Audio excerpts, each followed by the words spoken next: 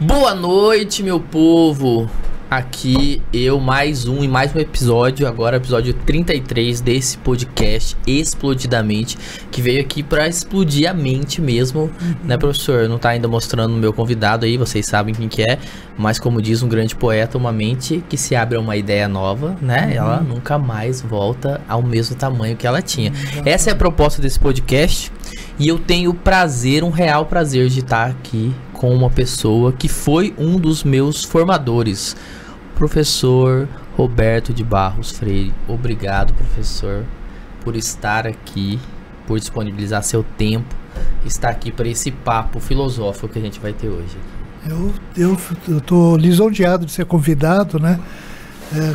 Conheço um pouco a sua fama, né? Espero que seja boa a fama, né? Não, boa fama, tudo, né? E admiro o seu trabalho, né? A sua voluntariedade, né?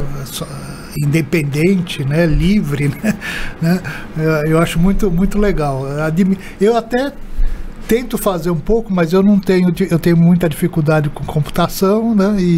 Mas eu acompanho, como eu falei, todos os micropoemas que o professor coloca no Instagram, acompanho o curso, a gente vai falar aqui do curso disponibilizado aqui no YouTube, que o professor disponibiliza. E o professor Roberto, que está aqui na minha frente, ele é doutor, pós-doutor pela USP, né? Em Ética e Filosofia Política, né, professor? E doutor em Educação pela UFMT. E doutor em Educação pela UFMT. E como diz um grande amigo meu, que foi seu amigo também, seu aluno também, falou, pô, o professor vai chamar o professor Roberto? O professor Roberto é punk, hein? Eu falei, o professor Roberto é punk. Não se engane com esse rostinho do professor aqui, né? Tenho muita afinidade com as ideias do professor. E como eu falei, muitas coisas que eu aprendi, o professor falou uma certa independência, eu também aprendi isso com o professor, né? Olha, professor, eu não fico tanto tempo, eu costumo não ficar tanto tempo elogiando o convidado, porque pra quem tá assistindo é chato, claro, né? Claro. Né? Então a gente se contém um pouquinho pra elogiar. Mas eu tenho que dizer que desde as minhas aulas na UFMT, eu entrei em 2003, 2004, né? Já faz um bom tempo na UFMT. Eu acho que o professor estava terminando algum pós-doutorado, né? Eu estava fazendo doutorado na USP. Porque o professor voltou, eu estava já formando, tava já dentro do curso da UFMT. E sempre me impactou muito justamente essa rebeldia do professor, não fazer chamada, nota 10 ou 0, né? Então assim, faz ou não faz? Faz, se quiser. Eu lembro a primeira aula do professor Roberto, você entra lá e ele fala, esses são os textos de apoio, a gente vai falar sobre eles, se quiser estuda em casa, entendeu? Chegar entregar os trabalhos, fazer as provas, tudo bem, não importa, né? Não se preocupe com a presença. Não se preocupe com a presença. A ideia sempre foi assim, eu quero a alma, não o corpo. Você vê, olha que... Mas eu aprendi, esse podcast eu costumo dizer que ele é alma na mesa.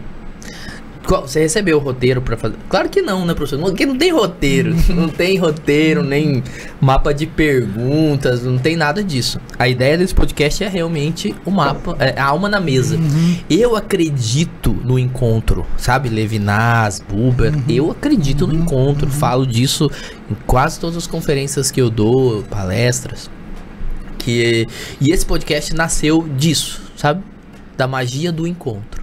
Certo. E claro, eu queria começar por aí.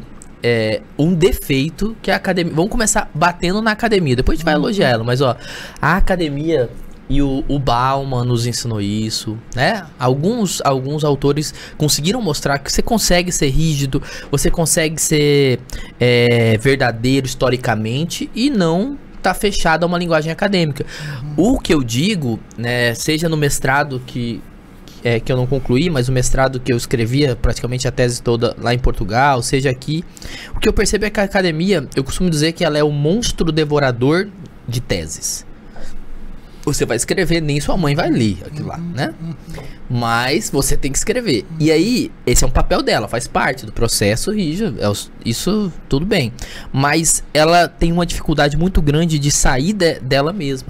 E ela é criada e feita pela sociedade, né, professor? Ela é feita para servir a sociedade.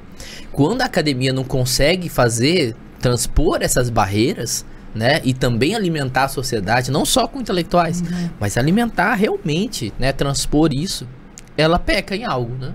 Sim. E eu vejo que o professor é uma das pessoas que tenta romper essas barreiras, né, professor?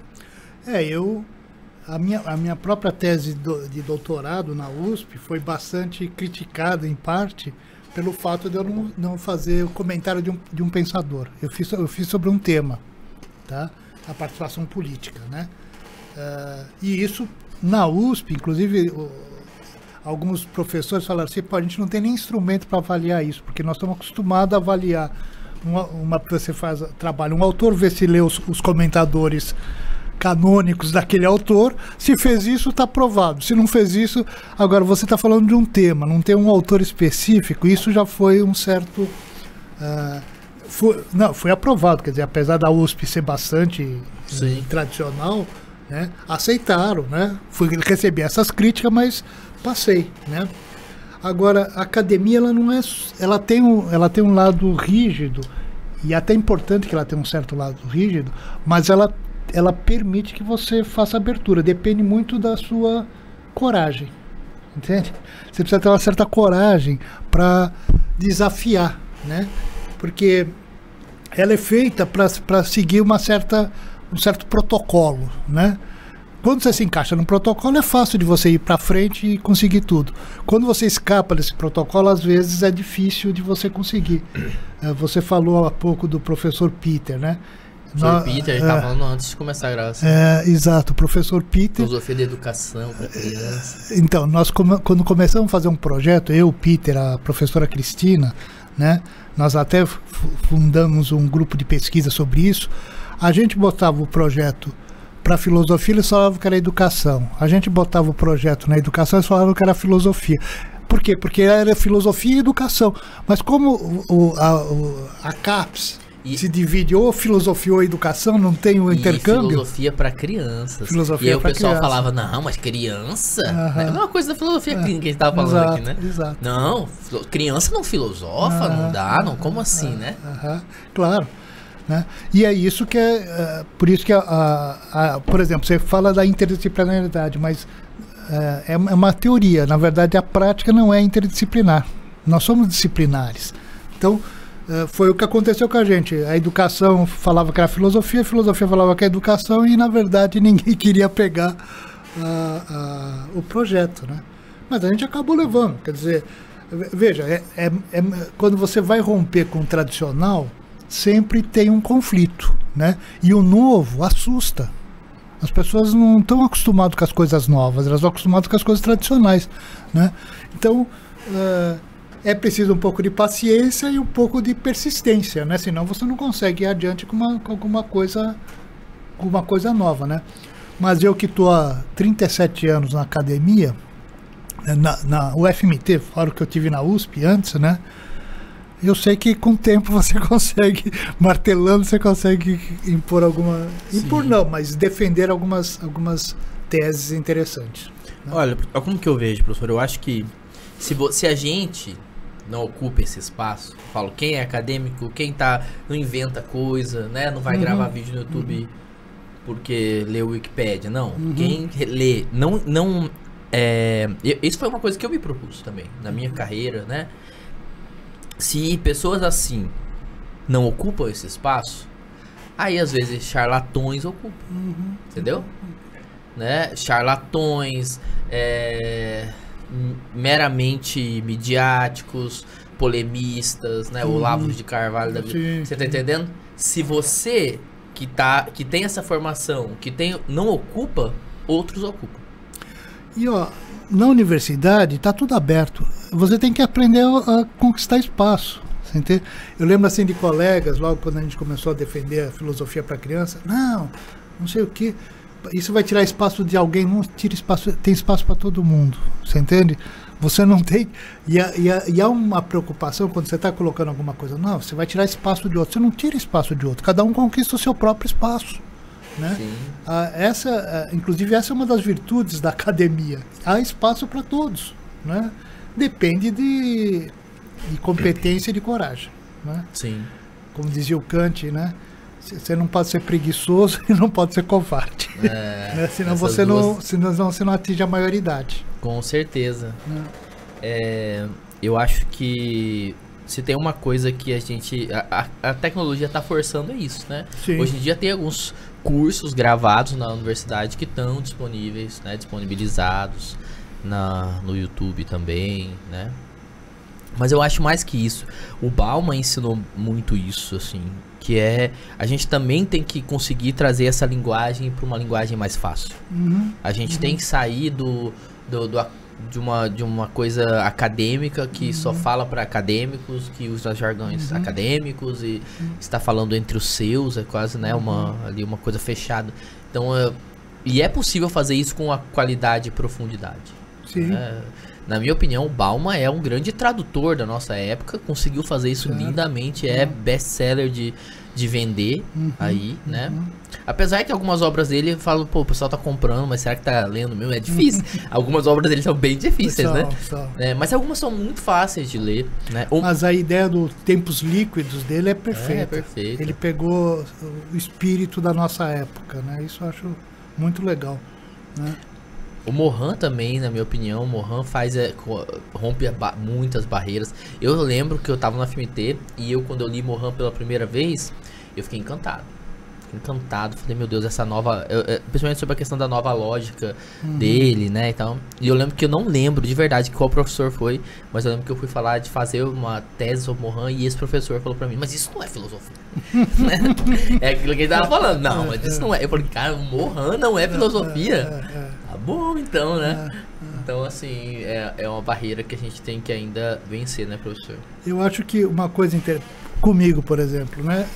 Essa coisa da Covid, o computador para mim sempre foi uma máquina de escrever sofisticada. E para abrir e-mail e escrever e-mail, né?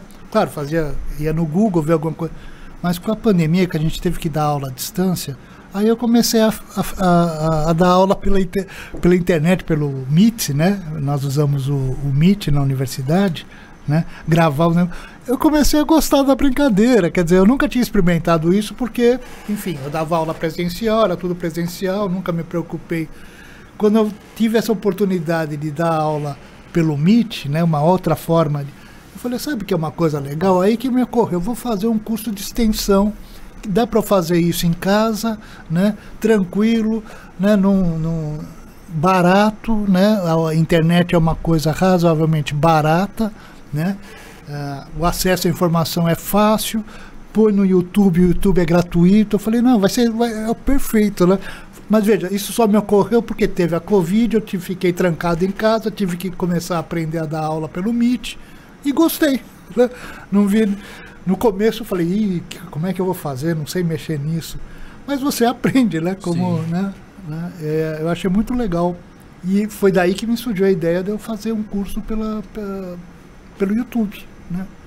Eu falei, pô, negócio gratuito, acessível, qualquer um pode entrar, né? Em qualquer hora, qualquer local, né? Não tem limites, né? Eu achei muito, muito interessante. E eu acho que é isso, as épocas vão nos trazendo alguns instrumentos, né, que assusta por um lado, porque tudo que é novo assusta, mas abre uma possibilidade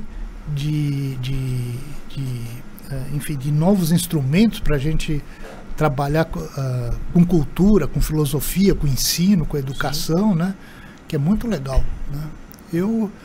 Eu sou otimista com relação à tecnologia, eu não sou pessimista, não. Sim, né? Acho que a tecnologia vai... Não, ela veio para... não veio para destruir a educação, pelo contrário, ela veio potencializar a educação. Democratizar, eu também acho. Quando surgiu o livro impresso, o pessoal também ficou com medo. Porque vão abandonar a universidade. Imagina, os livros impressos que foram para a universidade, né? E a internet foi para as universidades, né? Hoje você tem acesso às grandes universidades do mundo pela internet, uma coisa maravilhosa, né? Eu lembro assim, quando eu comecei a fazer minha primeira mestrado, era em lógica, e eu procurava um livro. Aí, na época você não tinha internet, não tinha nada. Você escrevia para a biblioteca, né, perguntando se o livro estava naquela biblioteca, né? Bom, Você escrevia o livro, você escrevia a carta, mandava a carta, demorava 1 mês, 2 meses, às vezes 3 meses para o pessoal responder se tinha ou não tinha, aí eu tinha que solicitar para fazer um xerox. Hoje, em 5 segundos, eu entro na biblioteca da universidade, sei que o livro está lá e peço o livro na hora. Quer dizer, foi uma coisa... o meu orientador na época era um lógico, e ele ficava 6 meses no Brasil, 6 meses na Polônia, né? Eu escrevi uma carta para ele, demorava 3 meses para ele receber. E na época tinha uma ditadura aqui, tinha uma ditadura lá. A carta tinha que passar pelo... Passava pela censura, tanto da... Primeiro porque era um país comunista, Polônia, né? Na época. Então já era suspeito. Escrever para um professor na Polônia já era suspeito, né? E para eles também era suspeito ter essa coisa. Então, às vezes demorava 6 meses para eu ter a resposta. Imagina. Né? Quando eu fiz meu último doutorado, meu orientador foi o Renato Giannini Ribeiro. Sim, ele estava como avaliador da CAPES. Ele estava em Brasília, eu estava em Mato Grosso, apesar de fazer na USP. Eu escrevia para ele de manhã, na hora do almoço já tinha resposta, né? Uma coisa fantástica. Eu também acho que a tecnologia democratiza o acesso, né? Não, com certeza. Agora, falando em defesa, eu lembro que a minha tese aqui na UFMT, quem foi o arguidor foi o professor. Foi sobre Schopenhauer, música em Schopenhauer. E eu não esqueço a pergunta que o professor fez pra mim. Eu fui lá, defendi música em Schopenhauer, né? Filosofia da música, né? Que a música é superior à filosofia. E aí o professor Roberto, eu terminei minha defesa. O Antônio defendeu há pouco tempo, né? Mas ó, acabei de terminar minha defesa. O professor Roberto falou isso pra mim. Eu tenho uma pergunta muito simples. Se a música é superior à filosofia, por que Schopenhauer foi fazer música em vez de filosofia? Aí eu lembro a resposta. Eu falei, professor, pergunta pra ele isso aí, eu não sei, né? Isso aí você tem que ir lá perguntar pra ele, não sei responder. Não sei se o professor lembra dessas coisas, né? Não lembro direito. Agora você vê, eu geralmente sou o cara que alguém chega em mim e fala assim, pô, professor, lembra de mim? Às vezes eu nem lembro, né? Lembra aquilo que o senhor falou? Eu falo, porque eu tenho muitos alunos, né? Hoje eu que tô nesse papel aqui, né? Não, é que você vai tendo, sei lá quanto, 37 anos de UFMT, você conhece, passei por vários alunos, né? Claro que eu lembro de você, né? Agora, e acompanha, né? Eu gosto de acompanhar o que os meus ex-alunos estão fazendo, né? E acho louvável o que você faz, né? Por isso que eu vejo você no Instagram, né? Sei dos seus podcasts, né? Às vezes está passando, eu ligo o negócio, o Douglas está vivo. Aí eu entro para ver o que está acontecendo, né? Para ver o que é. Mas, enfim, eu tenho muitos contatos. Sim. Você não consegue lembrar de detalhes de todo mundo. Eu entendo perfeitamente, né? Professor, quem que é hoje, professor, o maior filósofo vivo que a gente tem hoje? Eu, sinceramente, acho que tem mais de um. Acho que tem... Cite alguns pra gente. Eu tenho meus nomes, assim, que eu acho que são os filósofos vivos mais significativos, assim, pra mim. Eu de nome sou ruim, mas tem um que eu acho muito interessante, que é um coreano. Eu não vou... Isso. Acho um cara muito interessante, né? Depois já tem 2 franceses que eu gosto também. O Rancière. Eu gosto do Rancière, né? O La Roça, né, também gosto, mas é mais ligado à educação, né? Porque eu milito nas duas partes, tanto do ensino de filosofia como e então, enfim, né? Tem, deixa eu me lembrar. Eu de nome sou ruim. Olha, pra mim é o Habermas. Eu digo que daqui 500 anos eu sou ousado, eu acho que daqui 500 anos Marx já vai estar ultrapassado, porque ele vai estar falando de um sistema que já não vai ter, entendeu? Agora, daqui 500 anos, a gente vai estar falando de Habermas. É muito legal. Eu acho que daqui 500 anos a gente vai estar falando sobre teoria da comunicação ainda, vai estar, sabe? Eu acho que o Habermas é um filósofo que... Não, isso sim. A escola de Frankfurt, de uma forma geral, é interessante, né? Não é... É que eu tô falando, não tem um, tem vários Sim. que eu gosto, né? Que eu acompanho, né? O próprio Bauman, né? Que eu Sim, acho, eu gosto faleceu há muito. pouco tempo. sim. O O Hans Jonas. o Edgar Morin tá vivo ainda. Edgar Morin tá vivo aí? Tá vivo. Nossa. E tá fazendo. Gravou um curso agora, porque eu faço parte da comunidade. Aparece pra mim, né? Eu faço na internet, faço parte da comunidade morraniana. E aí apareceu, ele gravou um curso agora. Nossa. Gosto muito do Morin, Edgar Morin. Ele tá perto dos 100 anos, não tá? Tá com 103 anos. 100. E gravou um curso Ah, sobre o mundo pós-pandemia, eu acho. É. Um curso assim, né? Ele deu uma conferência e as pessoas transformaram em um curso, né? Eu gosto muito da ousadia do Morin, essa coisa dele, né? De sempre... eu lembro que a última fala que eu vi dele, ele falou, olha, assim como a globalização que amedrontava todo mundo na época, né? E o Morin falou, não, a globalização é a pior e melhor coisa que já aconteceu, né? E agora ele acha que as mudanças climáticas também. Ele fala, é a pior e melhor coisa que vai acontecer. Aí ele fala que isso pode servir para unir, sim. né? E aí é muito interessante, gosto muito dessa pegada dele. Eu esqueci de falar uma coisa no começo desse podcast, eu tô aqui empolgado aqui com o professor, esqueci. Duas coisas. Primeiro, para você se inscrever, né, Antônio? Se inscreve aqui no canal. A gente já tá com quantos mil inscritos aqui? 1000 e pouco, né? Já tem bastante gente inscrita, muita gente assiste, às vezes não se inscreve. Se inscreva no nosso canal. O episódio de hoje está sendo gravado, tá? Mas eu vou estar aqui no chat acompanhando as perguntas de vocês, tá bom? Se inscreva no canal. Se você quiser alugar esse estúdio para você ter seu podcast, seja da sua escola, da sua igreja, não sei, do seu projeto aí, se quiser também ter esse espaço para você gravar o seu podcast, é só ir falar com a gente da Desenho Digital, que é a agência que cuida desse espaço e pode alugar esse espaço para você. Para além disso, professor, sexta-feira, dia 27, a gente tá gravando uma semana antes, mas eu vou estar fazendo o segundo jantar filosófico. O primeiro jantar filosófico na Baker House foi sobre uma história do amor, onde a gente falou sobre o banquete de Platão, e eu fui até o Erich Fromm e a Arte de Amar, né? E agora, dia 27, para você que tá assistindo nessa sexta-feira, a gente vai fazer um jantar filosófico sobre como pensar como um filósofo. O que eu vou trabalhar? Eu vou trabalhar aqui Apologia de Sócrates e ali os pressupostos que Sócrates dá para ser um filósofo, a humildade, etc. Vou trabalhar o começo da metafísica de Aristóteles, a ideia do espanto, né? E aí eu trabalho muito, professor, a gente vai trabalhar nessa palestra, porque é uma palestra com um jantar, né? Sobre a questão de que a filosofia, ela nasce de um estado de estranhamento, né? E aí eu mostro como esse estado de estranhamento, ele ao longo da história, ele foi mudando de objetivo, de perspectiva, mas sempre esse estado de estranhamento, né? Os estranhamentos foram mudando. Foram mudando, né? Os objetivos, questões sociais, políticas, históricas, vão mudando o foco.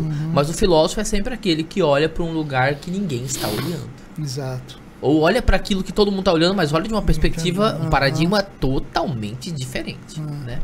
Então eu vou falar muito sobre isso, né? O nome é provocador, como pensar como filósofo, mas eu vou falar sobre estrutura lógica, falo sobre a importância, o que é filosofar, é pensar de uma maneira organizada, profunda, né? Irracional. E você tem como alguém que queira participar, tem como se inscrever? Como é que tem, ó, vai estar o QR Code aí, tá? No QR Code, aponta o celular, professor, já vai para uma página que tem toda a explicação da palestra. Ali tem o que eu vou trabalhar, as obras que eu vou trabalhar. Até mostrar pro professor aqui. E tem um link para reserva. Se você quer assistir a palestra, participar da palestra, você tem lá um link. Você clica E você já tem acesso direto à palestra. Quer ver, ó? Depois eu vou mostrar pro professor aqui, ó. E ocorre aonde? Na padaria Baker House, que é uma... padaria Baker House. Tem um espaço reservado lá. Isso aqui, ó, aqui é o menu, né? Aqui as obras que eu vou trabalhar, ó. Nossa, legal. Vou trabalhar o esclarecimento, né? Porque eu vou trabalhar a filosofia, vou trabalhar o que é filosofia, que é isso, a filosofia do Heidegger, né? Porque é importantíssimo, a gente vai discutir o que é, como pensa o que é um filósofo. Nossa. E vou trabalhar a ideia medieval dentro do conceito e verdade de Tomás. São que é uma Tomás de obra, Aquino. porque aí eu tenho que abordar todos os períodos, né? Ainda não dá, é só uma palestra, minha vontade é meter alguma coisa de oriental, mas aí já fica demais. Não né? dá. Tá muito interessante. Muito interessante. Legal. E vou trabalhar o livro do filósofo do Nietzsche, né? Onde o Nietzsche vai falar sobre o milagre para ele, que é a filosofia. E ó, Tomás e Nietzsche juntos, é sempre legal essas provocações. Se tem uma coisa que eu aprendi com esse professor aqui, ó, e quem é meu aluno vai entender, é que eu tenho um ritual, assim, quando eu tô dando uma aula, professor, uma palestra, eu incorporo o autor totalmente. Eu também. Eu aprendi isso com o professor. E eu já tem uma aula que eu dei há pouco tempo atrás de Maquiavel pros auditores lá. Eu falo, se alguém grava aquela aula ali, é um problema, porque eu estava mostrando para eles como um bom ditador, um bom tirano pode ser bom, né? E eu convenço e ele, não, mas não. Primeiro que você já tá errado porque você não entende a natureza humana.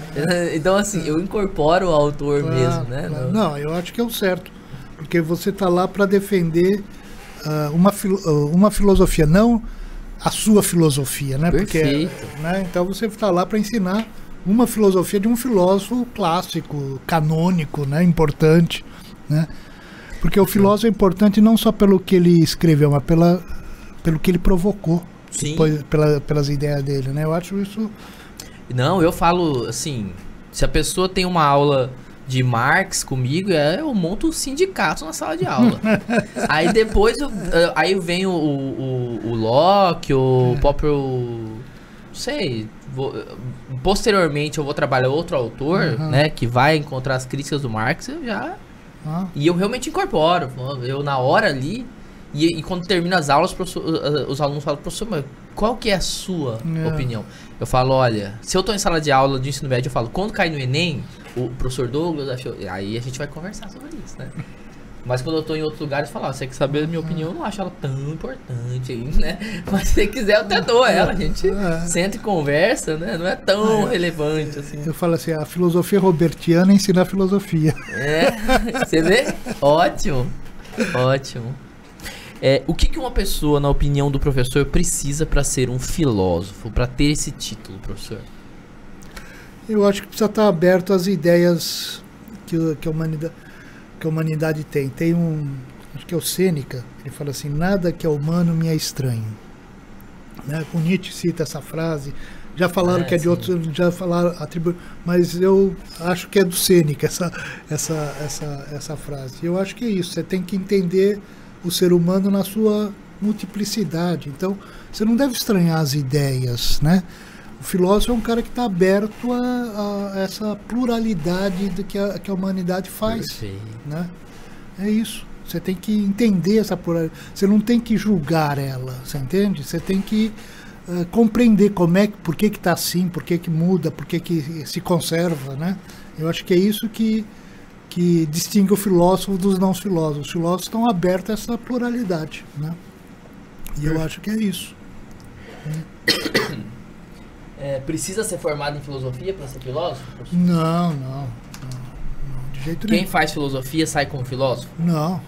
Inclusive a gente pode ser processado por vender produto errado, né? Tipo, parece que você vai sair filósofo, não, você pode sair professor de filosofia, né? Isso sim, a gente forma professor de filosofia, mas o filósofo não é a academia que diz quem é o filósofo. O filósofo é que sobrevive à sua época.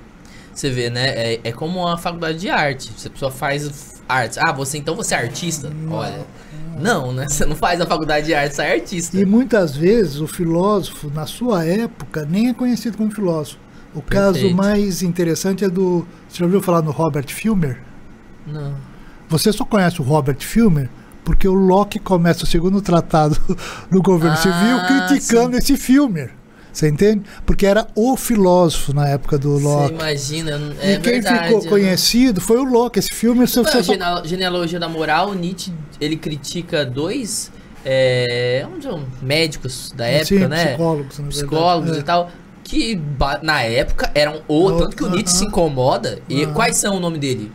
Faço ideia, não sei quem são. Mas na época eles eram os caras. O Nietzsche o Nietzsche até se incomoda com a questão moral deles e fala, ó, eu vou desfazer o que esses caras estão fazendo, vou mostrar o quanto é fraco essa ideia da moral, né, ter uma origem fixa e tudo. E basicamente, eu não lembro.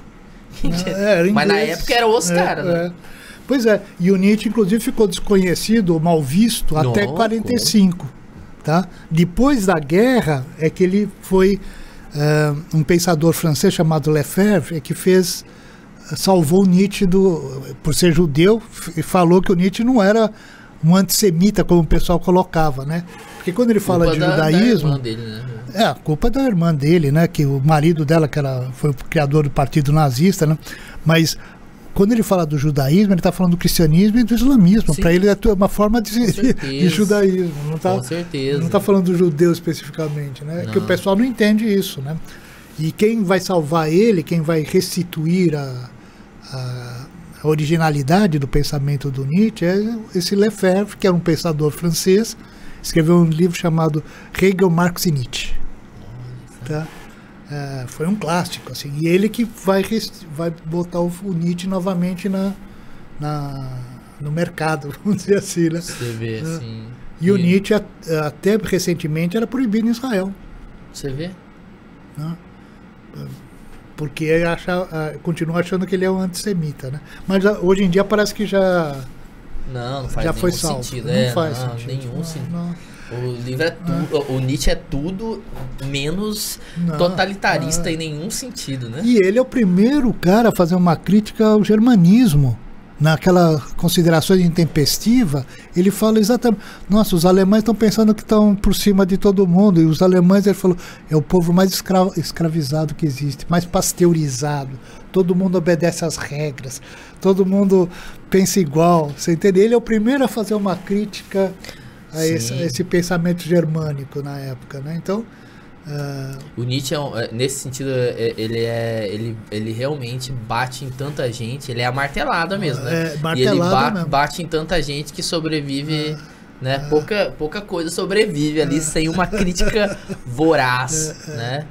E eu conheço pessoas que são, por exemplo, que veem o Nietzsche como um ateu, cético, mas eu conheço pessoas que veem o Nietzsche como uma espécie de místico, né? O professor acha que ele tá perto mais do que? O Nietzsche tá mais perto porque ele foi tudo isso, né? Ali há vários Nietzsches, né? Mas como que o professor se aproxima do Nietzsche? Mais como um ateu? Um ateu. Um ateu. Um ateu. Com certeza. Não, ele é um ateu, ele mesmo se declara ateu, né? Agora, ele não é um cara que...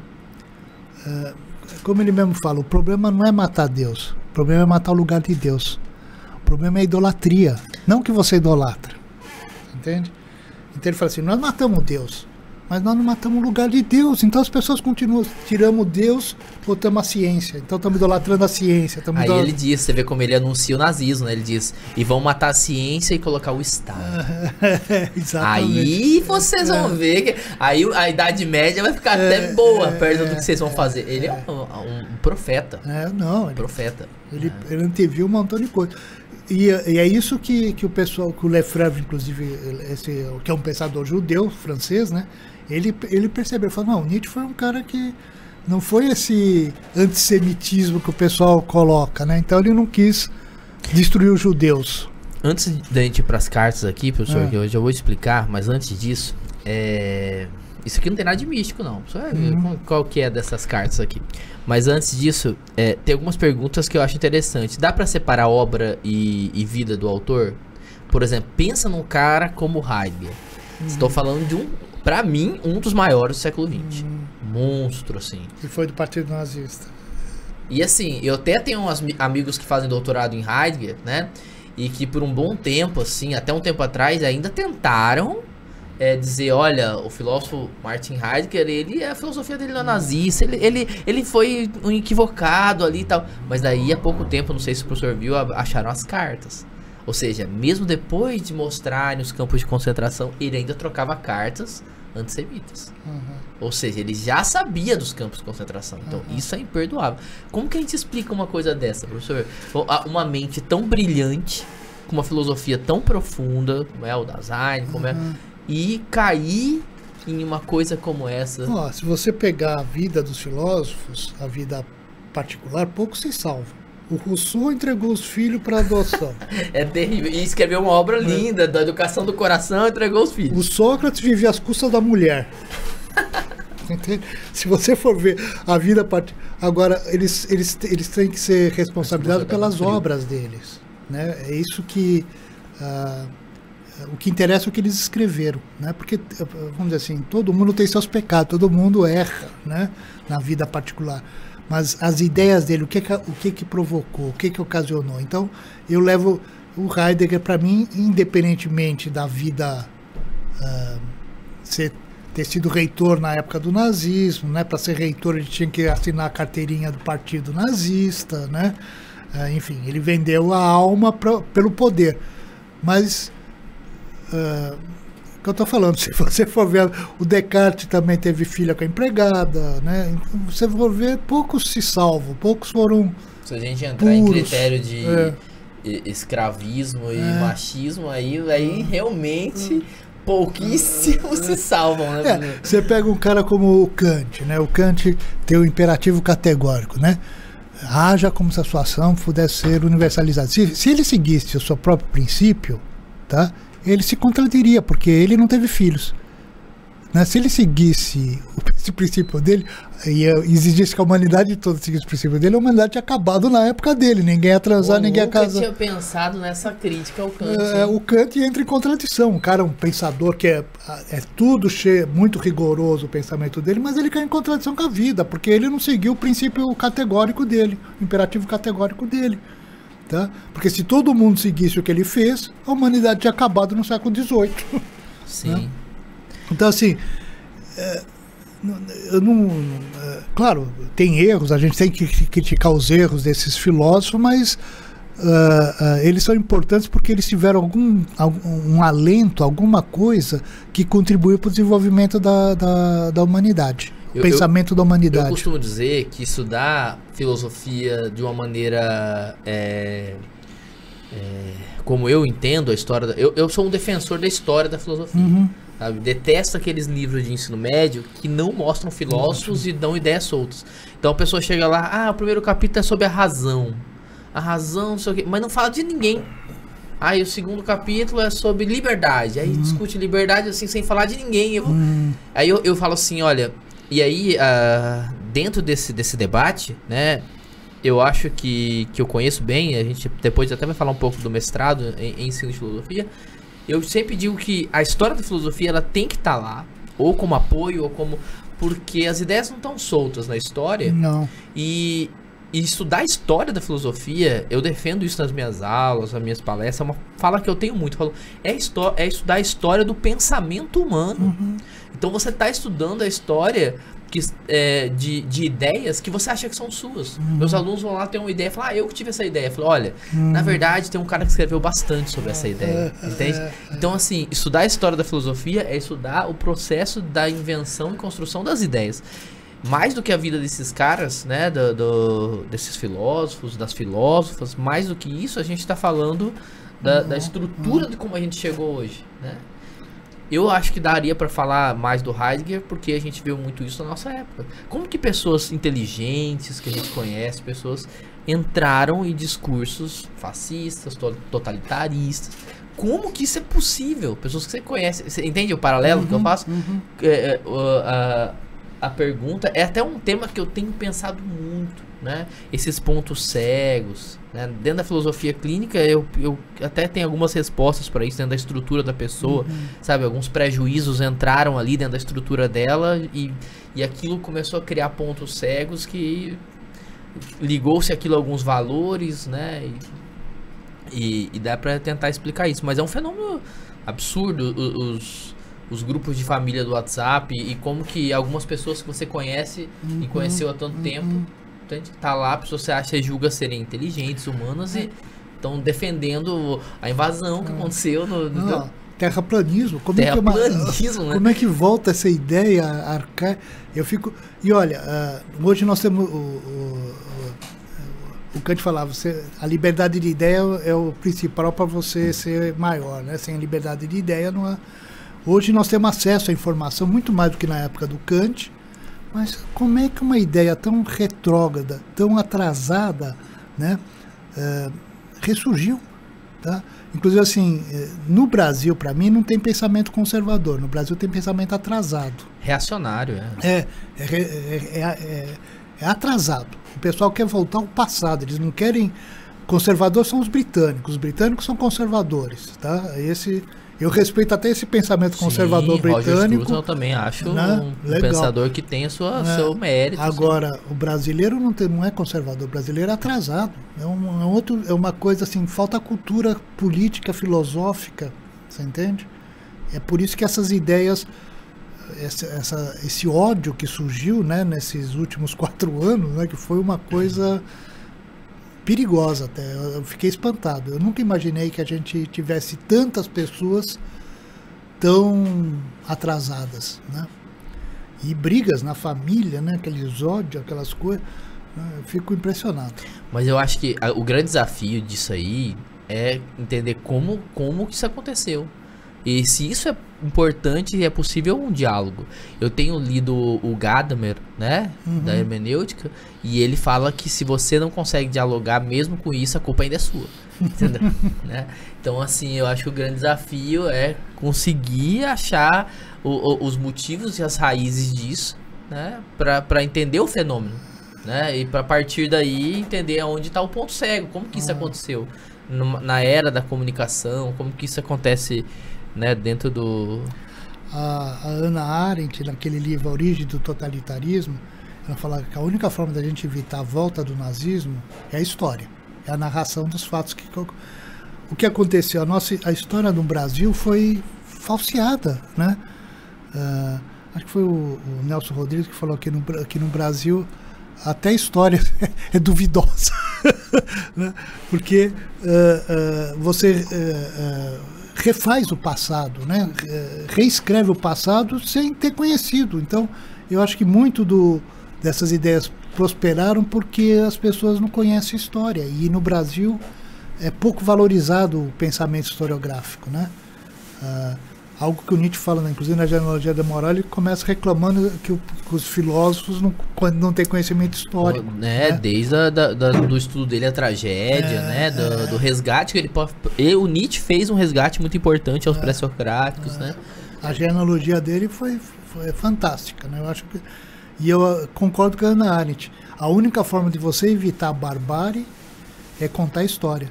Tanto que o pessoal, quando entrou nos primeiros campos de concentração, mandaram fotografar tudo, porque falou, daqui a uns anos ninguém vai acreditar que isso existiu, tá?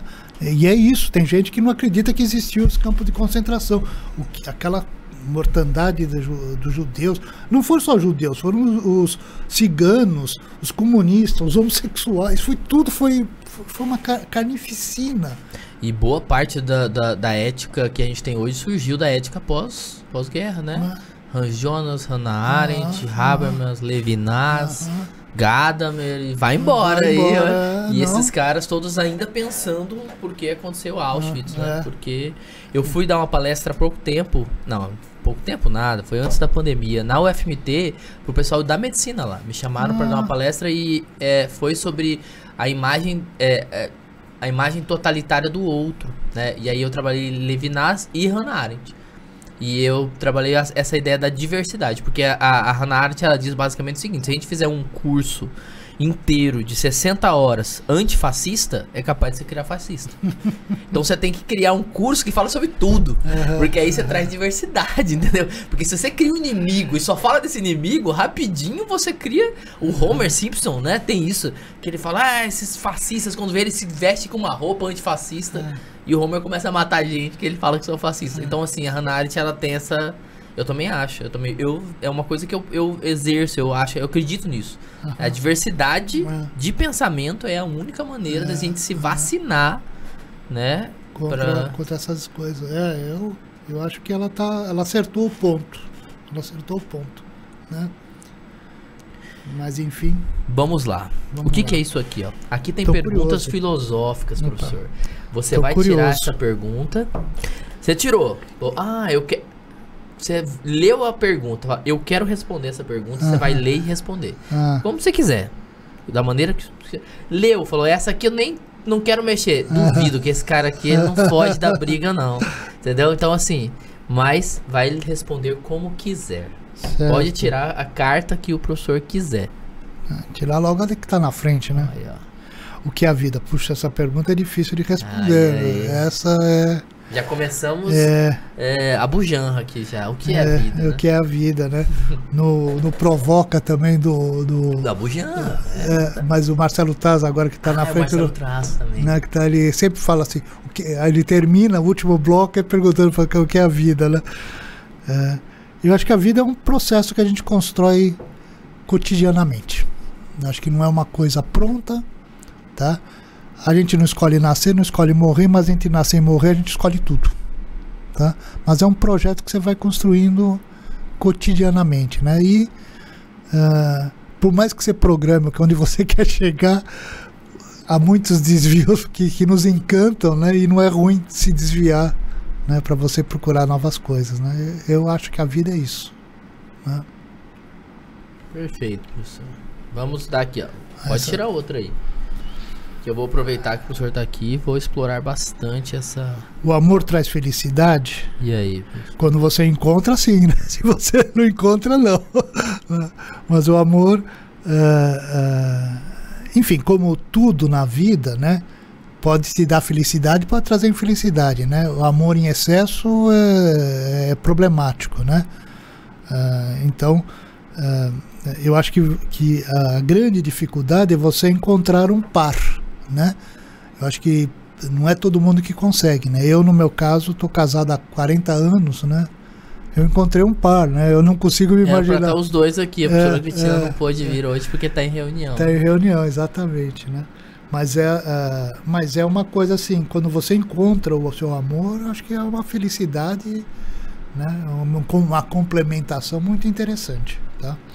Agora, pode trazer tristeza, né? Se você não é correspondido, né? Enfim, né? São encontros e desencontros. Na palestra que eu dei sobre uma história do amor, que eu trabalhei isso, eu perguntei, antes de começar a palestra, em cada mesa, né? Eu perguntei o que era o amor pra... Aí tinha uma mesa só de jovens, muito jovens mesmo. O amor é uma coisa que pega a gente, tira... Aí você vai pra uma mesa que é mais velha. O que é amor? O amor é uma presença, é uma tranquilidade, você vê? Aí eu falei, daí... Aí a gente entra em banquete de Platão, exatamente. Aquilo já estava acontecendo ali. Aí eu trouxe aquilo pro banquete de Platão, exatamente. O que vocês estão vendo são o amor como doença, o amor como salvação, o amor como... E o livro Banquete é muito interessante por causa disso, né? Eu já dei dois jantares que eu já dei. Um foi só sobre banquete. Só. Inclusive, eu não sei se o professor lembra do Roberto. Roberto é um médico que fez filosofia também. Roberto Calix? Ele sempre tá junto. Ele tá nos jantares. Sempre, ele foi me orientando, inclusive.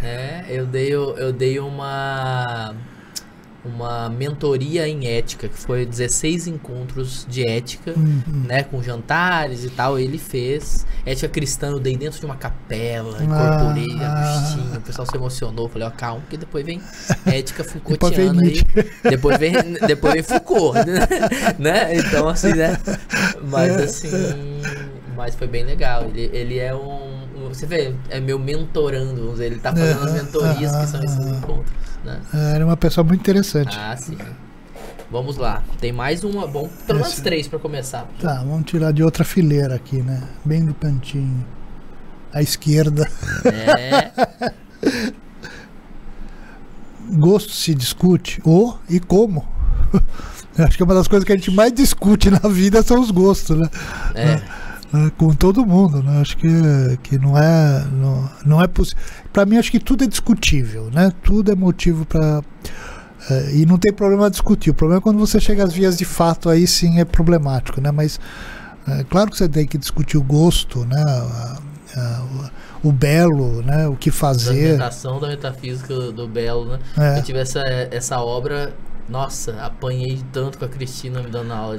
A professora Cristina deve estar assistindo a gente aí, apanhei muito com essa obra. Não, com certeza. Não tem. Eu acho que voltando ao Sêneca, né, que eu tinha falado, tudo que é humano. Sim, eu vou trabalhar. O Sêneca é indispensável. A gente tem que aprender a conviver com essa diversidade, né? Entender porque que alguns gostam do amarelo, outros só gostam do vermelho, né? Mas, enfim. Religião, política, prazeres, tudo é discutível. Acho que não tem coisa que não seja discutível. Eu perguntar para um filósofo, para alguém que se é discutível, ele fala, tudo é discutível, né? Isso inclusive é o nosso instrumento de trabalho, são os debates, as discussões de ideias, né? Isso que nos diferencia. Inclusive, tudo para nós é objeto de debate. A gente não tem limites nisso, né? Sim. A não ser os princípios educados, né? Não ofender, né? Não maltratar, não menosprezar, né? Mas eu acho que faz parte do espírito filosófico esse debate de ideias, né? Então, você vai discutir gosto estético, né? O prazer, a vida, né? O que é belo, o que é feio, por que isso é belo, por que é feio, né? Enfim, né? Eu discuto isso o tempo todo. Mas a gente pode dizer que uma pessoa tem mau gosto? Sim. Se bem que não tem um gosto certo, né? Mas há coisas que são de profundo mau gosto, né? Ofensas, né? Enfim, isso é profundo mau gosto, né? A deselegância, né? Deselegância no sentido de ofender, de menosprezar, maltratar, né? Eu acho de um profundo mau gosto, né? Não estou falando assim, não, o cara não se veste bem, né? Aí acho que não tem um universal, né? Mas tem coisas que, para mim, pressupõem uma certa educação, uma certa, como é que se diz? Uma certa aceitação do diferente de você, né? E tem pessoas que são incapazes de aceitar algo diferente de você, né? Isso, para mim, é problemático, né? A gente pode concluir dizendo que o preconceito é de muito mau gosto. O preconceito é de muito mau gosto, exatamente, né? O Hobbes, no Leviatã, quando ele está falando das leis naturais, uma das leis naturais que a gente tem que obedecer é que você não deve ofender ninguém. Você entende? É um princípio assim, aceite a diversidade, né? Você não é obrigado a conviver com a pessoa, mas você não pode tripudiar daquela pessoa, você não pode ofender aquela pessoa, você não pode maltratar aquela pessoa, porque ela pensa diferente de você. Isso para mim, eu concordo com isso, para mim é uma lei natural, você entende?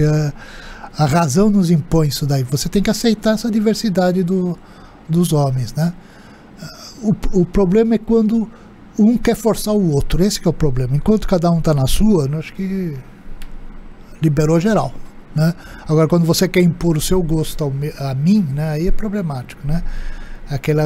Antes quando começa a gravação, aquele papo da dificuldade com a autoridade, né? Porque a autoridade quer impor a sua forma de ser para você, isso é problemático, né? Isso eu acho muito problemático. Tem algumas perguntas que não estão aqui, mas eu acho que são interessantes. Primeiro, eu queria que... E eu aprendi isso com o professor, mas é interessante a gente falar um pouquinho sobre isso. Você falou um pouco sobre a questão de que no Brasil a gente não tem pensamento conservador, né? Pelo menos não é... eu não sei se não tem um pensamento, mas o que está aí como um pensamento conservador, não é. Não é. Mas a gente pode falar o mesmo do liberalismo também, né? Aqui no Brasil há não tem pensamento liberal. Não, né? Não aqui o que existe é o papo meritocrático, ou seja, ele está muito longe de um Adam Smith, né? Ele tá muito longe né, de um Tocqueville, né? Então, assim, quando eu trabalho muito isso e eu provoco muito nesse sentido, né? E eu costumo dizer para os meus alunos nas mentorias que eu dou de ética, de política, o que seja, eu falo, ó, hoje a gente vai conhecer e vai falar de um autor que é cristão, que tem assim, a questão cristã em primeiro lugar, sabe? e que pensa uma educação cristã em certo sentido, que é conservador em muitos sentidos, que é o Rousseau. Como assim, mano? Rousseau. Agora a gente vai falar de reforma agrária, importância disso, vamos falar de, né? Vamos falar de John Locke, então. Como assim? Exatamente, né? Eu acho que falta um pouquinho essa noção, né? Falta cultura filosófica até, porque é engraçado, porque no Brasil as ideias liberais estão com os marxistas. É uma coisa que eu acho estranhíssimo. Por exemplo, a reforma agrária. A reforma agrária é um princípio liberal. O Marx rompe com a primeira internacional porque ele conta a propriedade, né? Exatamente. Dá pra distribuir reforma agrária é um princípio liberal, não é um princípio da esquerda, você entende? A esquerda é contra a reforma agrária porque ela é a favor do fim da propriedade privada. Ele é contra a educação estatal. Por quê? Porque o Estado é um órgão de opressão de classe, não é um órgão de libertação das pessoas. Então ele é contra. Então veja, as ideias liberais estão com os marxistas, né? Eu achei interessante quando o Ratzinger chamou o Frei Beto e o Leonardo Boff lá e foi dar uma bronca neles. Pô, vocês... Eu gostei porque, como bom alemão, tem uma boa formação teórica. Ele falou, vocês não conhecem vocês não entendem nem o cristianismo, nem o marxismo. Você entende? Porque é engraçado que no Brasil as ideias, inclusive marxistas, estão com a teologia da libertação, né? Uma coisa para mim. E no Brasil a gente nunca conseguiu desenvolver o pensamento liberal. O pensamento brasileiro é autoritário, né? A ideia do começo do século era o positivismo, ordem e progresso. Inclusive está na nossa bandeira, né? É ordem e progresso. O Brasil nunca teve pensamento liberal, né? O que a gente chama de pensamento liberal aqui, ó, tá resumido nessa pergunta aqui, ó. O pessoal acha que isso aí entendeu? Liberalismo é isso aí, né? Não, e... Lê a pergunta pra gente. Imposto é roubo. Não necessariamente, né? Depende do que você... Agora, o imposto pode ser extorsivo, né? Que no caso do Brasil é extorsivo. Principalmente com os pobres. Porque os ricos não pagam, né? Você compra o jet ski, não paga IPVA sobre o jet ski.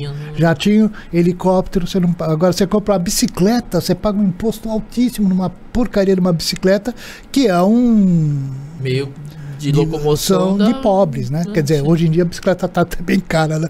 Mas de certa maneira, um meio de locomoção mais popular, né? Agora, jet ski você não paga, né? Dividendos de empresa você não paga, né? Aí é um outro problema, porque a função do imposto, né? A criação do imposto, né? O nome já disse, não é uma coisa gostosa, porque é imposto, né? Tem a função de uma certa distribuição de renda, né? Agora no Brasil é um fator de o argumento que está por trás disso é a ideia de que tudo que é uma agressão a terceiros e não há... se eu tiro algo seu sem você autorizar, como se chama isso? É roubo. Então o imposto é roubo. Né? Eu até costumo explicar assim, olha, depende. Se você ir por estrito senso, o imposto é roubo, no sentido... Se você ter a noção dicionárica de roubo como aquilo que é tirado de alguém, né? Sem então beleza, imposto é roubo. Aí a gente vai para um outro... então você é contra o imposto. Não, a gente vai debater se o roubo em certa... Você vê, né? Se o roubo em certa medida é ético. Né? É uma coisa quase Robin-Hoodiana aqui, né? Robin Hood mesmo, né? De como que isso poderia ser... A ideia do imposto é meio Robin Hood, é tirar dos ricos para dar para os pobres, né? Agora, no Brasil, a gente primeiro acha que liberalismo é só liberalismo econômico. Isso é uma profunda falha, né? Pelo contrário, a ideia fundamental do liberalismo é que a pessoa tenha a liberdade de fazer escolhas sobre si próprio, né? O cara que fundamentou o Adam Smith chama Bernard de Mandeville, não sei se você já ouviu falar. Escreveu um livro maravilhoso chamado A Fábula das Abelhas. E o subtítulo é Vícios privados promovem benefícios públicos. Então, em vez de você negar os vícios privados, você tem que regulamentar os vícios para arrecadar imposto. Porque não tem como evitar os vícios. A sociedade se vicia. Você, quando persegue, você gasta dinheiro para tentar impedir, não impede e cria a corrupção. Então a melhor coisa que um Estado deve fazer é regulamentar os vícios, porque não tem como evitar os vícios. Na época ele estava falando de prostíbulos, né, tabernas, né, enfim, esse tipo de jogo, né. Ele estava defendendo a liberação disso, né. O que o Estado tem que fazer? O Estado tem que não vou botar o bar do lado da igreja, né? Não vou botar o prostíbulo do lado da escola, né? Mas põe o prostíbulo lá perto do porto, como ele fala, né? Põe o prostíbulo no porto, né?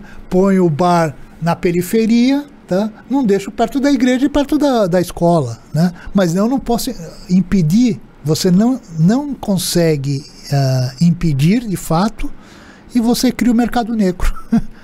Então a melhor coisa essa é uma ideia liberal. Exatamente. A mão invisível do mercado sai dessa ideia do Mandeville. E eu falo, o liberalismo, realmente, eu tenho pensado mais pra frente em fazer uma mentoria, uma formação só sobre liberalismo.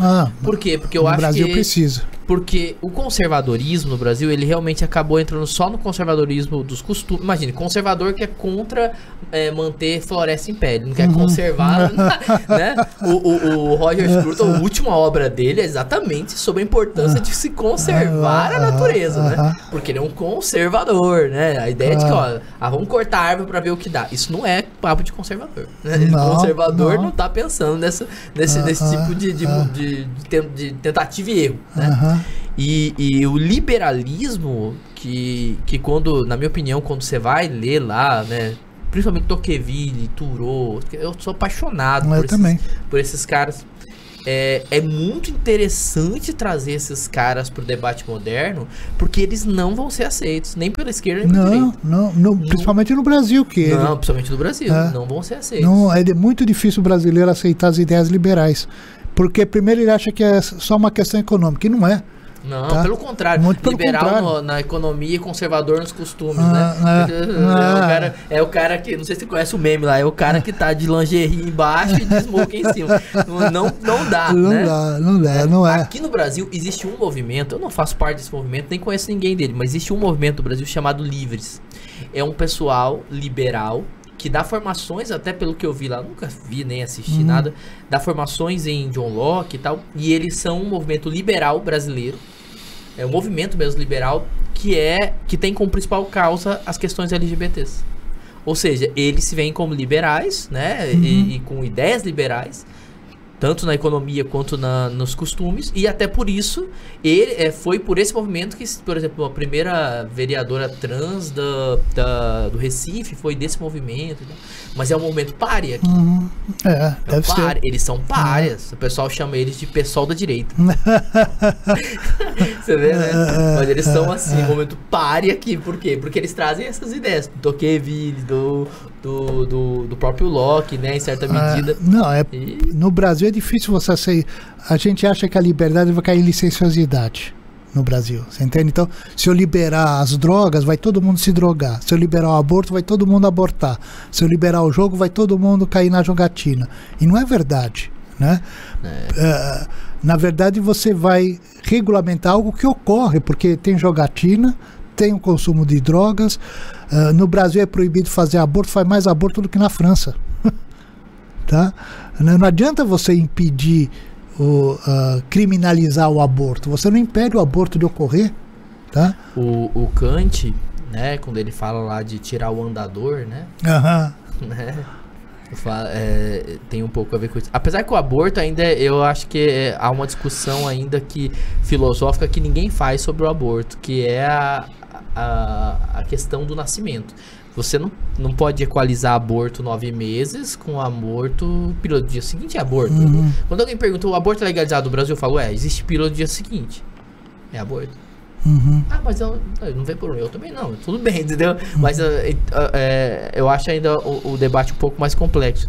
Mas em geral, eu também acho que a opção kantiana de tirar o andador é sempre... Porque assim...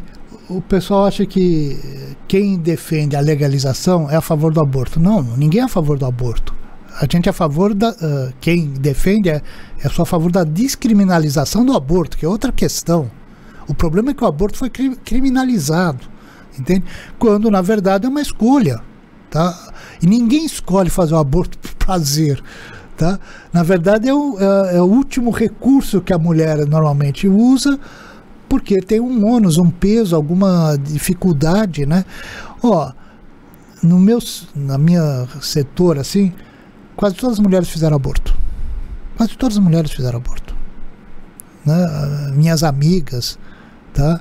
Na minha família, né? Agora, é um setor rico, então ou vai para a Europa fazer aborto numa boa, vai para a França, para a Suíça, né?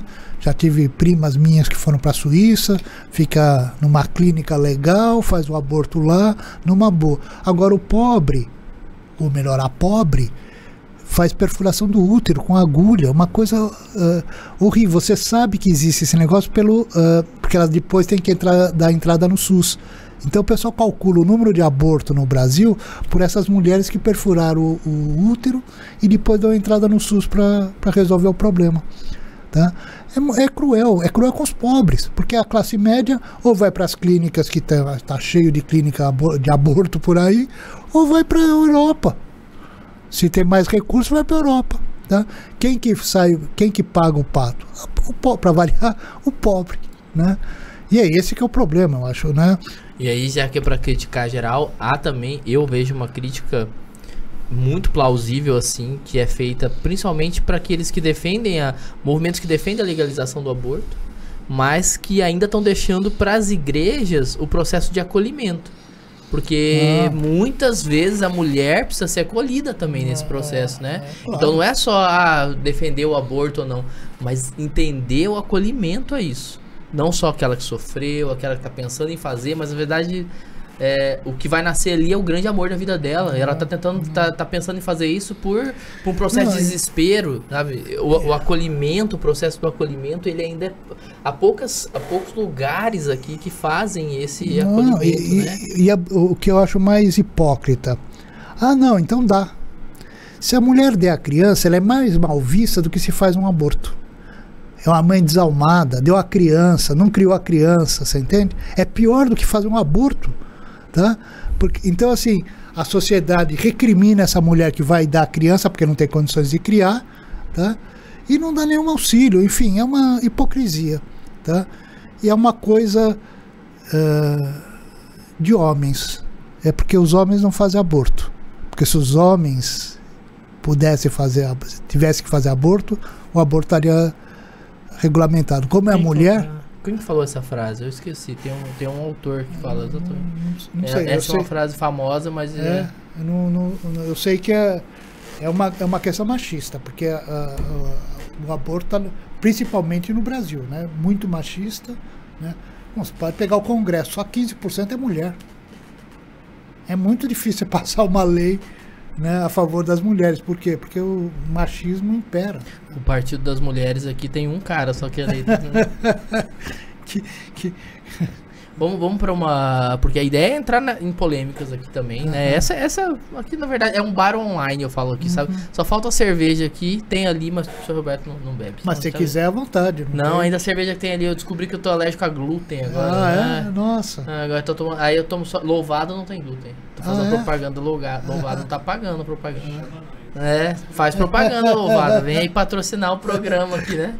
É engraçado, na minha época nunca tinha essa coisa... alergia a lactose, né? Glúten.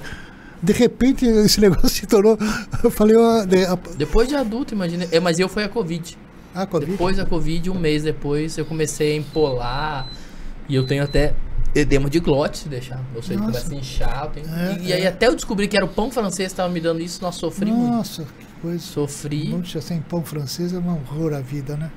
Exatamente, não e eu ainda adoro pão, faço pão, fazia, né, faço agora sem glúten, mas esse aqui é sem glúten, essa bolacha. Você que fez? Não comprei, quem fez foi no mercado aí. Vamos lá, eu queria antes algumas perguntas também provocativas, primeiro nesse sentido, a filosofia, professor, e aí eu vou explicar por que eu tô falando essa pergunta,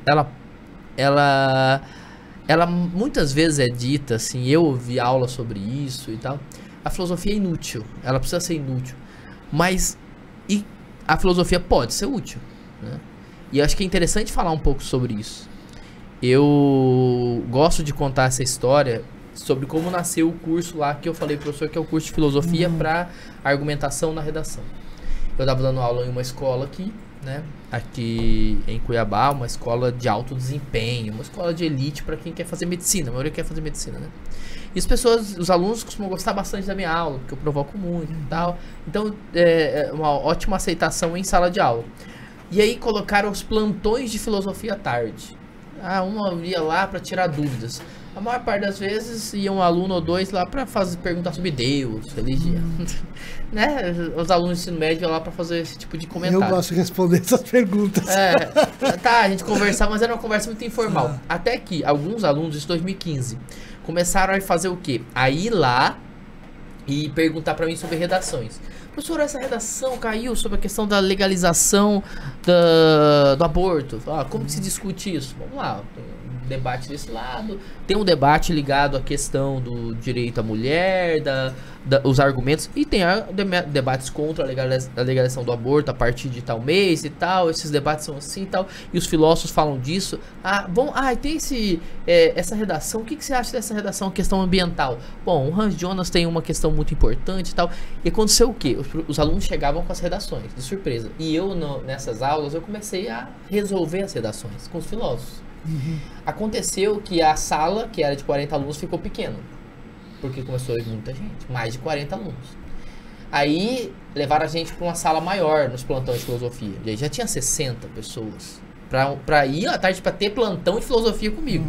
Chegou uma hora que mais de 100 abriram um anfiteatro da escola, e o diretor foi lá e falou: que droga que você tá dando para essas crianças? O que você tá fazendo? Isso não existe. Por que esses alunos estão vindo à tarde para ter plantão de filosofia? Eu tô tendo que abrir o anfiteatro da escola para você dar aula para eles. O que você tá falando? Né? Até ele falou, sei lá, eu estava com medo de ter um professor doutrinador. Agora, o que tá acontecendo? E eu falei, não, eu tô resolvendo um dos problemas desses alunos. E um dos problemas que eles têm é justamente o fato de você sentar para escrever uma redação e você não saber o tema. Porque é assim, concurso público, Enem, o que seja, você senta lá, caiu uma redação sobre saneamento básico, e você pensa, caramba, saneamento básico? Eu nunca pensei sobre isso, caiu a redação sobre cinema, o que eu vou falar sobre cinema? E aí, a partir dali, esse mesmo diretor, na época, ele falou pra mim, faz um curso, organiza como um curso, porque você tem muito leque aí e tal, organiza o que uma pessoa, um aluno precisaria da filosofia pra se dá bem. E eu fui ver redações nota 1000 e a maioria dessas redações nota 1000 citavam autores de filosofia. Às vezes de maneira um pouco torpe, pequena, não usava todo o argumento dele, mas citava. E eu falei, não, mas se o aluno sabe o argumento, o pensamento daquele autor, ele resolve os problemas. Se ele entender o pensamento de Hannah Arendt sobre a diversidade de pensamento, ele resolve qualquer redação sobre preconceitos. Você entende? Se ele entender o pensamento do Foucault sobre a questão do poder, quantas redações ele consegue colocar isso no texto dele e resolver e achar direcionamentos. A partir daí eu comecei a organizar o curso. Isso foi em 2016. Eu organizei e aí o curso ficou tão grande porque eu começo com o que é um argumento, que é um argumento forte, fraco, analogia e tal. Depois eu vou para história da ética, para eles entenderem a história dos valores humanos, né? E aí depois eu divido todas as redações que... Isso foi acontecendo com o próprio curso, né? Eu divido todas as redações possíveis em 3 grandes eixos. As redações que falam sobre a sociedade. Aí eu trabalho, além do Durkheim e Weber, né? Eu trabalho a sociedade como teatro social. Eu pego alguns autores e trabalho isso só. E eu mostro como esses autores resolvem qualquer redação que seja um debate sobre a sociedade. E claro, eu dou sempre várias vertentes para o aluno ver qual ele se identifica mais. E depois eu fui para que tem a ver com a sociedade, que se debate a sociedade. As redações que falam sobre o meio ambiente. E aí eu pego, principalmente Hans Jonas, o princípio de responsabilidades, outros autores que debatem o ambiente, o próprio Kant, imperativo categórico kantiano. E aí depois eu vou para as redações que falam sobre o ser humano em relação a ele mesmo. São as redações que falam sobre o poder da leitura, a tecnologia e o ser humano. E aí eu pego Levinas, Habermas, Buber, Gadamer e esses autores, né? E você faz isso, professor, com alunos de que idade? 2º ano do ensino médio. Você vê, eu vou lá, simplifico, mostro e dou trechos do autor mesmo ali, né? E consigo simplificar isso. E isso começou em 2016. E quando eu vi, eu tava com 4 turmas aqui em Cuiabá, com 100 alunos. Nossa. E tinha advogados indo lá, porque, pô, que interessante. E a formação é anual. E tá se tornando um livro, um curso, né? A minha ideia é gravar parte disso aí, pra ter um produto na internet, porque é uma coisa que eu acabei criando, mas eu falo que nasceu na própria sala de aula, né? E o meu projeto até, o meu projeto do mestrado profissional é ir com isso aí mesmo, porque é uma coisa que desde 2016 eu trabalho em escolas, né? Já tem isso, tem muito material. E o mestrado profissional, aqui, conversando com o professor Aristides e tal, mostrando esses materiais, eu acho que é a oportunidade de a gente ver a filosofia como algo útil. Porque a gente está falando de uma coisa, assim, o aluno está cansado também de ver professores de filosofia que entram ali no ensino médio, principalmente, e falam sobre coisas que não tem nenhum contexto, né? Apenas a arqueologia histórica ali, né? E eu acho, eu acabei falando muito aqui, mas é só para deixar claro, eu realmente defendo que a filosofia pode ser útil. Ela pode e deve ser útil. E não só não ser útil, ela não precisa ser, né, professor? Mas ela pode, ela tem que fazer esse... Tem uma velha distinção que vem desde a antiguidade, né? A filosofia faz parte do ócio, não do negócio. Sim. Tá? Então, inclusive ela é uma arte liberal, não é uma arte servil. Ela não serve as coisas, ela te liberta das coisas, né? Então, ela pode ser útil se a pessoa tiver uma certa maturidade, porque se ela não tiver maturidade, se ela não conseguir criar uma independência, tá? Ela pode criar muita angústia. Sim. Né? Eu conheço muita gente que fica angustiado com a filosofia, né? A filosofia, enfim, tem um índice de suicídio, inclusive alto, né, entre alunos de filosofia, porque não existe Deus, não existe, né? Você perde todos os valores, né? Agora, a utilidade e a inutilidade, eu acho que são um conceito muito, digamos assim, capitalista, tá? Para uma sociedade que precifica as coisas, tá? Eu acho que a função da filosofia não é que você consiga usar ela para alguma outra coisa, é uma questão interior sua, tá? Inclusive, por que eu não faço chamada? Porque eu acho que se a pessoa não quer estar lá, a filosofia não vai servir para nada. É só um castigo. Por que ela vai... Então, e eu acho assim, é claro que eu defendo que a filosofia é importante na educação, mas se a pessoa nunca tiver filosofia, ela não vai morrer por causa disso. Tem um montão de gente que não tem filosofia ou nem não suporta a filosofia e se dá bem na vida, né? Então eu acho que a importância da filosofia é você que tem que descobrir, tá? E para mim a filosofia ela liberta, mas se você quiser se libertar, tá? Tanto que não adianta eu querer dar meu conhecimento. Se o cara não quer aprender, ele não vai aprender. Perfeito. Tá? Ele tem que querer. Então, eu tento despertar no aluno o interesse, né, importância, tudo, mas eu não acho que ela pode ser útil só. Sim. O conceito de utilidade, para mim, é que é problemático, né? Eu defendo a filosofia como um ócio, como uma arte liberal, tá? E acho que ela é boa se você tiver vontade de se apropriar dela. Se você não tiver, se eu não conseguir despertar em você a importância dela, você não vai perceber, né? Me lembrou muito uma aula, deixa eu só ver que estão me ligando. Me lembrou muito agora uma aula que eu tive com o José Leite. Uma introdução à filosofia. A gente já tá chegando no final do nosso podcast. Já estamos aqui há mais de 1h30 falando já. Não brinca? É? Eu nem percebi o tempo Não, passando. O podcast aqui costuma durar 3 horas, professor. Puxa vida. E ninguém percebe. Você acredita? Legal. Ninguém percebe. E ó, quantas cartas? Tira mais uma aí, ó. Tirar mais uma? Vou tirar aqui. Vou tirar dessa folha que eu não tirei nenhuma. O que te torna único? Essa é uma pergunta complicada, né? Bom, só o fato de ser eu, né, já é o único, né? Agora,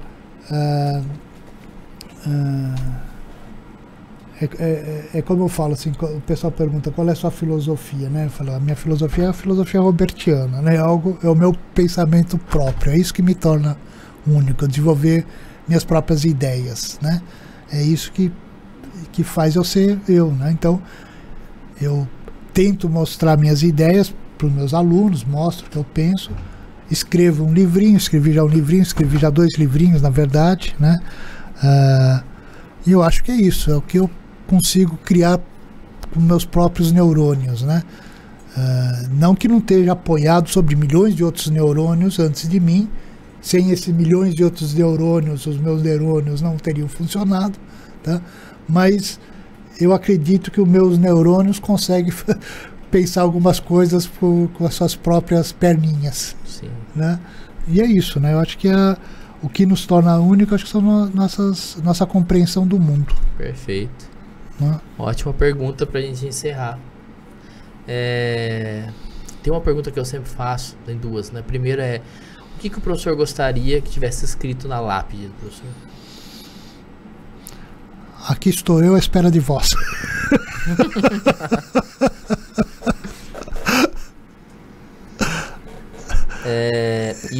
Essa é mais terrível ainda, hein, professor? O que um amigo sincero falaria sobre o professor? Um amigo do senhor que conhece o senhor e sincero falaria sobre o senhor no seu enterro?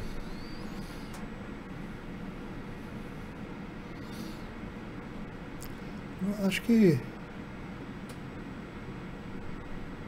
não tem mais trabalho para fazer na vida. Eu acho que a morte para mim tem que ter um certo humor. Você não pode encarar ela a sério. Por isso que eu brinco, né? Então, o meu sonho é não ser enterrado. Quer dizer, ser enterrado, mas num campo e plantasse uma árvore em cima de mim. Esse é meu sonho, né? Só que eu sei que isso não dá nem para fazer, é proibido hoje por a lei, você não tem controle nem sobre o seu corpo, né? Nem morto você está livre da lei, né? Mas o meu sonho seria ser enterrado no campo e plantar uma amoreira, de preferência, em cima de mim, tá? Né? O Aviceno, o Averroes, eu não sei qual dos dois, foi morto, não sei por quem, plantaram uma árvore em cima dele, e a árvore deu tanto fruto que começou a ficar, por que essa árvore está dando tanto fruto? Aí o cara acabou doendo a consciência dele, ele confessou que ele matou e enterrou o cara embaixo, por isso que ela estava dando tanto fruto, né? Mas eu encaro a morte com um certo humor, eu acho que e eu espero que ninguém reze por mim, que eu não tenho religião, né? Se puder, põe um rock de fundo musical, né? Conte piadas, bebam suas cervejas, né? Festeja, porque eu não vou, digamos assim, a minha situação não vai piorar. Olha, a gente precisava de 3, 4 podcasts aqui pra gente conversar, hein, professor, porque tem muita coisa que eu queria ainda perguntar pra gente. E fica esse convite pra voltar aqui, voltar com a Cristina. Será um prazer a gente voltar. Eu posso voltar com a Cris. Tem muitas perguntas aqui. A Cris gostaria também de participar. Só que a Cris é mais acadêmica do que eu. Não, eu queria os dois aqui, até porque eu conheço. É bem mais acadêmica do que eu. Eu sou mais anárquico, né? Eu sou anarquista, então eu não respeito muitas regras, não gosto da autoridade, né? Mas a Cris é bem acadêmica. Eu sei. Né? Mas seria interessante, vai ser interessante, né? Fica o convite para a professora. Não, com certeza ela adoraria também participar. Foi muito agradável, gostei bastante. Muito obrigado pela presença, pela alma na mesa, como tem que ter, né? Eu admiro muito o professor, o trabalho, foi um dos meus formadores, né? Tem muito do professor até hoje nas minhas aulas, no que eu faço. Legal, é bom saber. E é isso. Você que está assistindo a gente aí, ó, chegou até agora, se inscreve nesse canal aqui, tá? E até a próxima semana. Dá o like, o Antônio falou que dá o like, essas coisas, né? E até a próxima semana, tá bom? Obrigado, professor. Obrigado a você. Muito obrigado mesmo. Foi um prazer. Até a próxima.